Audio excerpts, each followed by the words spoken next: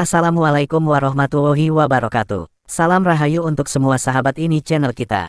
Sahabat pasti tahu bahwa pada suatu keris terdapat motif pada bilahnya, dan motif tersebut berbeda-beda bentuknya. Motif pada bilah keris tersebut dinamakan pamor keris. Jadi pamor adalah motif atau hiasan yang terdapat pada bilah keris atau tosan aji yang terbentuk dari proses tempa lipat dari beberapa jenis logam berbeda, sehingga akan menghasilkan gradasi warna berbeda ketika besi diwarangi. Besi akan berubah menjadi hitam, baja menjadi hitam pudar atau abu-abu, tapi bahan pamor akan tetap berwarna putih keperakan. Pamor tersebut muncul karena kreativitas sang empu, atau bahkan muncul secara tidak sengaja atau tiban. Banyak sekali para empu dan para pecinta keris percaya bahwa motif pamor pada keris mempunyai tuah khasiat yang berbeda-beda. Ada yang bermanfaat dan ada juga yang mengandung kutukan. Di video sebelumnya kita sudah membahas tentang asal-usul keris beserta makna dari look keris. Pada kali ini kita akan membahas pamor keris dan apa makna di balik pamor keris. Di dunia perkerisan zaman sekarang, ada dikenal istilah keris-keris dengan pamor pemilih. Maksudnya, keris-keris dengan bentuk pamor tertentu bersifat pemilih, akan memilih-milih orang yang cocok untuk menjadi pemiliknya, tidak bisa sembarang orang cocok untuk memiliki keris-keris itu. Ada kriteria tertentu yang orang akan cocok dengan keris tersebut. Selebihnya, orang lain tidak cocok memiliki keris-keris itu. Ada banyak sekali jenis dari keris yang berpamor pemilih dan berpamor yang kurang baik. Hal ini dikarenakan oleh berbagai macam faktor.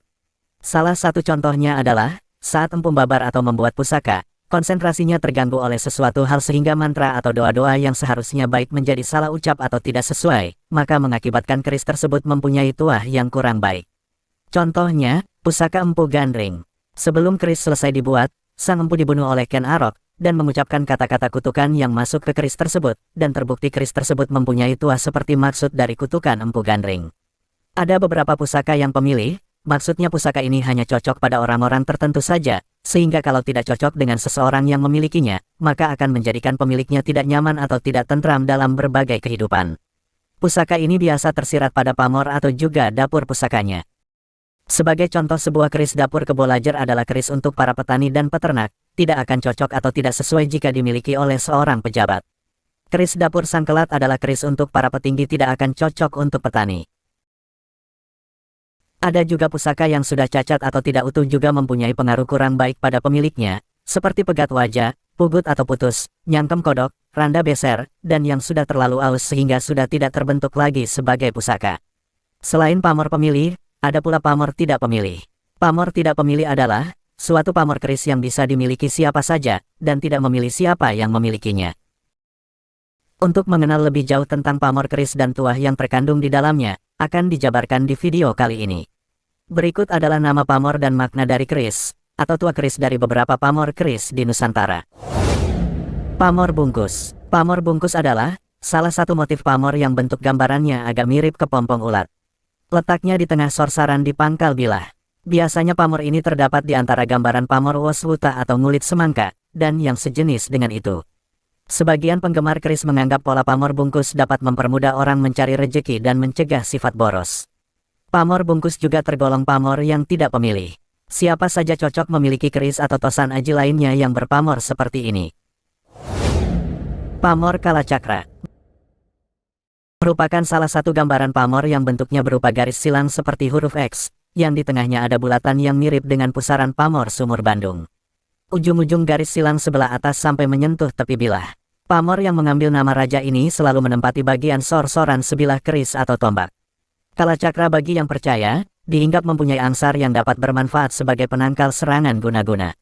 Pamor ini tergolong pamor rekan, yang tidak setiap orang akan merasa cocok bila memilikinya. Pamor Jung Isi Dunya. Pamor Jung Isi Dunya adalah salah satu gambaran pamor yang tergolong pamor melumah atau terlentang. Pamor ini bisa terletak di mana saja. Bisa di sor-soran bawah, tengah, atau pucuk. Bentuk gambarannya berupa beberapa lingkaran atau bulatan-bulatan kecil berlapis, dikelilingi oleh lingkaran yang besar.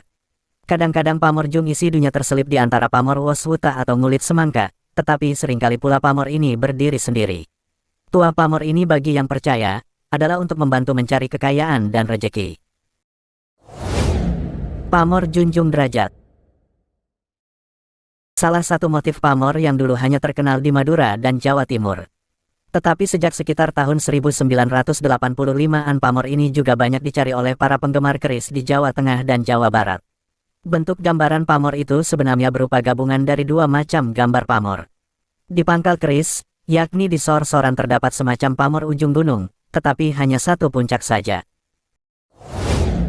Pamor ceblokan atau pamor titipan adalah sebuah pamor yang menyelip masuk di antara pamor lain. Secara umum, untuk menyebut pamor keris atau tombak semacam itu, tidak perlu menyebutkan nama pamor titipannya, melainkan hanya nama pamor yang dominan saja. Misalnya, pada pamor Waswutah, tetap saja disebut pamor Waswutah, walaupun dalam pamor itu terselip beberapa pamor titipan seperti Gaibul Buyuk, Slamet, Kuta Mesir, Kudung, atau pamor lainnya. Jadi, pamor yang dominanlah yang dijadikan sebutan nama pamor secara umum, tetapi orang yang teliti akan mencari pamor-pamor ceblokan atau titipan lain yang mungkin bisa ditemukan. Pamor dadung muntir.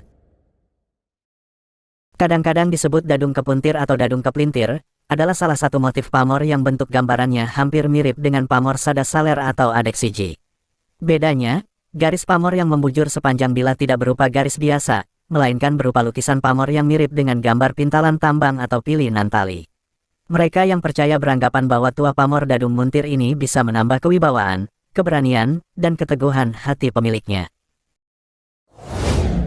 Pamor Dwiwarna. Dalam dunia perkerisan, merupakan istilah untuk menunjuk keris yang satu sisi bilahnya memiliki dua macam motif pamor yang berlainan. Misalnya, pada pangkal keris terdapat pamor Waswutah, sedangkan di ujungnya berpamor adek. Kedua pamor yang berbeda itu dibatasi oleh besi keris tanpa pamor antara 5 mm sampai 25 mm. Sedangkan kalau kedua pamor itu menyambung, batas antara kedua pamor itu harus cukup kontras. Pamor buntel mait. Pamor buntel mait adalah salah satu motif pamor yang bentuk gambarannya menyerupai belitan kain yang menyelimuti seluruh badan bilah keris, tombak, mata panah atau pedang.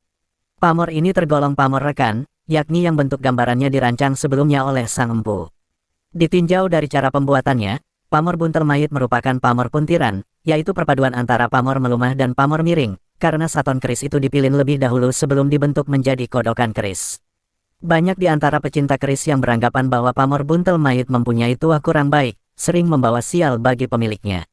Namun sebagian lagi berpendapat bahwa, kalau si pemilik keris berpamor buntel mait itu tergolong orang yang kuat, pamor ini justru memudahkannya mencari rejeki. Mereka menganggap pamor ini termasuk pemilih, karena tidak sembarang orang akan cocok bila memilikinya.